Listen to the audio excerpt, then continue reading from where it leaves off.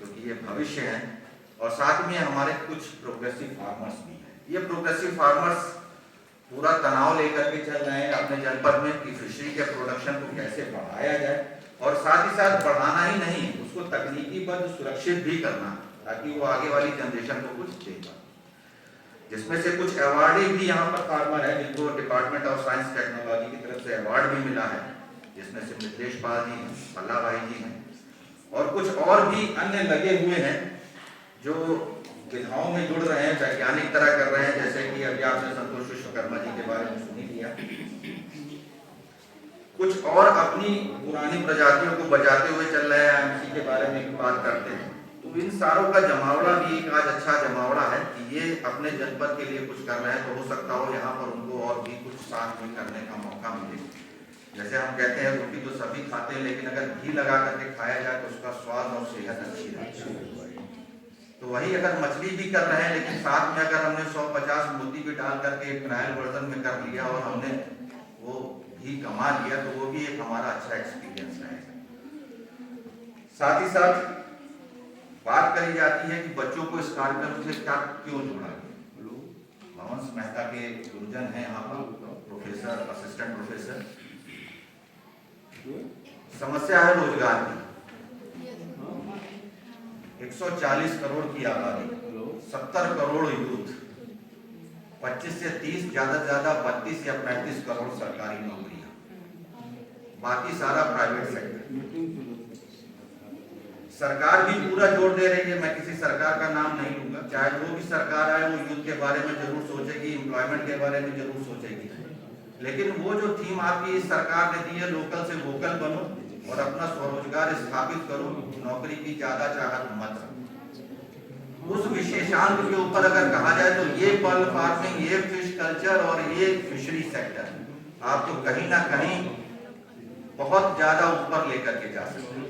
क्यों? क्योंकि यहाँ पर जीरो बजट की भी बात हुई, यहाँ पर नेचुरल फार्मिंग की भी बात हुई, ऑर्गेनिक फार्मिंग की बात हुई और केमिकल फार्मिंग की भी बात हुई। तो ये एक ऐसा सेक्टर है जिसमें आपको लागत बहुत कम है अगर आप कॉमर्शियलाइज नहीं जाते हैं। उस लाइन में बल्ला भाई ने जो बात कही कि अगर हम अपनी ब्रीडों को संभाल करके रखे रहे और उसी को ही लेकर के आगे बढ़े, तो हो सकता हो कि हमारा इसको कमाने का और करने का तरीका उसमें सुधार हो और पैसा अच्छा हम अर्जन। तो एक कार्यक्रम ये भी सर यहाँ से सिद्ध हो सकता है कि चीज ज्यादा है और कुछ रोचक है, क्योंकि आप बायो के स्टूडेंट हैं, हो सकता हो ये आपके लिए आगे स्किल्ड का काम करे।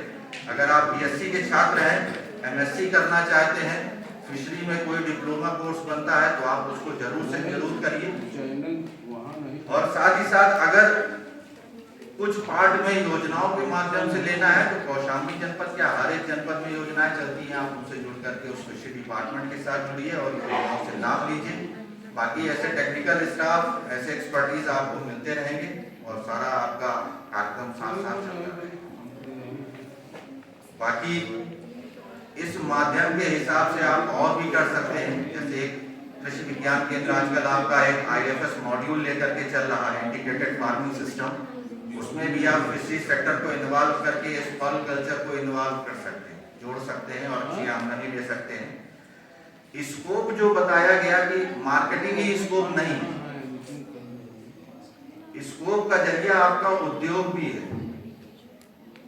वो जरूरी नहीं है कि हमको मिल रहा है, कुछ लोग काम करें और कुछ लोग उन्हीं को प्रोडक्ट करके उसको वैनिश दें, उसकी साफ सुथरी करें और उसको पैकिंग करके मटेरियल को आगे बढ़ाएं, और उन्हीं में से कुछ लोग आगे बढ़े और उसको डिजाइनर का काम दे दे, जैसे कि फैशन डिजाइनिंग का काम। जैसे कहा नहीं कि चमक अच्छी है पैसा अच्छा है, तो ऐसे अगर कैटेगराइज कर दिया जाए 3 कैटेगरी में, एक उत्पादक होगा, एक डीलर होगा और एक मार्केटिंग में होगा, तो ऐसे अगर चैनलाइज कर दिया जाए तो हो सकता हो कि आपको हैदराबाद तक का या कानपुर तक का मोती की डुप्लीकेटी के लिए जाना ही नहीं पड़े, आप अपना ओरिजिनल मोती कौशाम्बी से ही बैठ करके सप्लाई करें। और मार्केटिंग का सुविधा तो आजकल नेटवर्किंग ने सबसे बढ़िया दे रखा है, चाहे वो अमेजन हो, चाहे वो मीशो हो, चाहे कोई भी हो, वो आपके पास मौजूद है। आप अपना पोर्टल खुद डिजाइन करिए, अपने प्रोडक्ट खुद बनाइए और खुद